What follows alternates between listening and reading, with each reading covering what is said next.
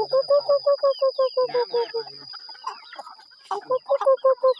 นล่างใหญ่เลยเต็มเลยผมงามไงปลาของคุณเอาคุณเนี้ยพอละเห็ดเกลือมั่งเดียวนะมันก็อยู่คนเดียวลงไปกะฟันอันส่วนอันวัดวันอังใหญ่เลยห้องกับใกล้มาเด้อ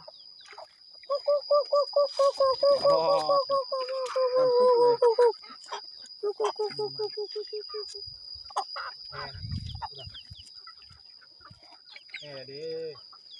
โอ้ลงมาสักนิดเองกินอาหารซุ้มมือกินอาหารซุ้มมือยวดละทุกคนอันนี้ลงมากับคุณเริ่มล่างมาเอามาก่อนทีนี้เดี๋ยวตรงตัวไม่กินไหวมันเนี่ยไม่ได้ออกกิน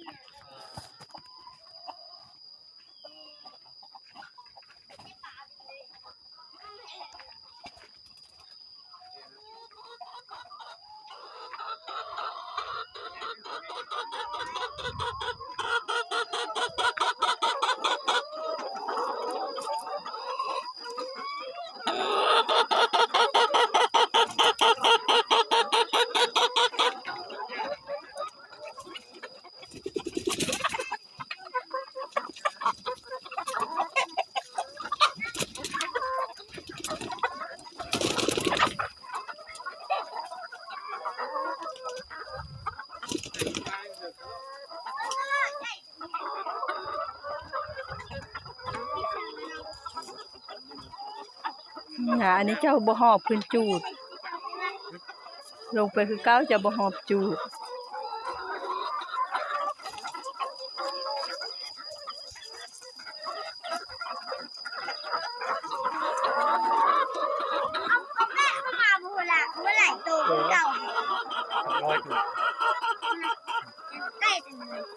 เปลี่ยนระบบใหม่แล้วเริ่มเหม็นอีแล้วสิได้ซื้อปูนขาวมาใส่ที่แก้มาเป็นดิเก็บกินเดี๋ยวไปนั่นนะอ๋อเลยอ๋อเต็มเลยเขาไปอ่านกันไปนี่กินยากก็ตอนกินเลยโอ้ยสับเขาติดอันเดียวจุ๊หน้าแดงดีอยู่ไปมาไม่ย้ำนี่ตัวขางเหลืองนี่แม่นเอามาใหม่เฮ้ยตีเหลืองนี่เนี่ยตีเหลืองนี่แม่นเอามาใหม่ก็ไม่ได้แดงย้ำ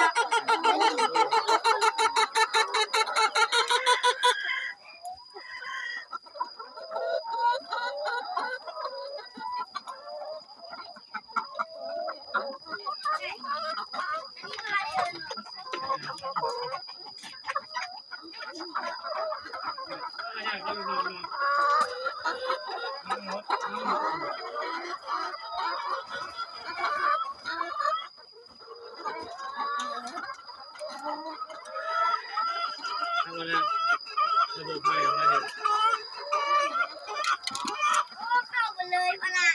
น้ำปลาน้ำไข่ก็จะได้ดิระบบ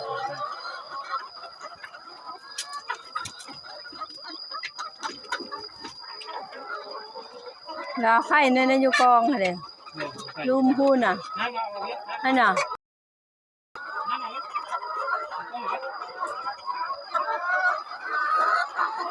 ไข่ไข่กล้องไข่ให้อันนี้คนไข่ด้วยเยอะ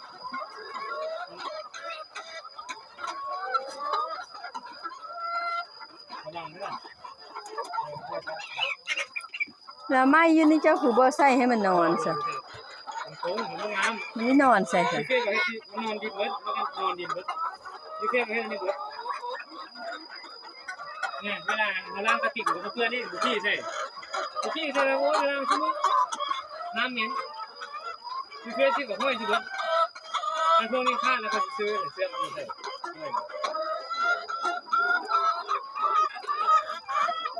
นี่ได้ครับ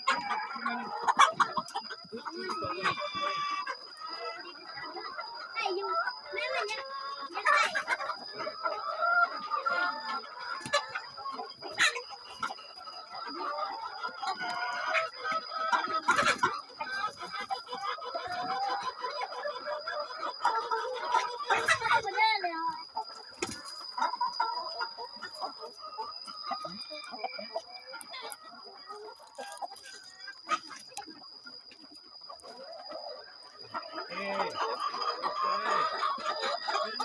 เมื่อยคือใส่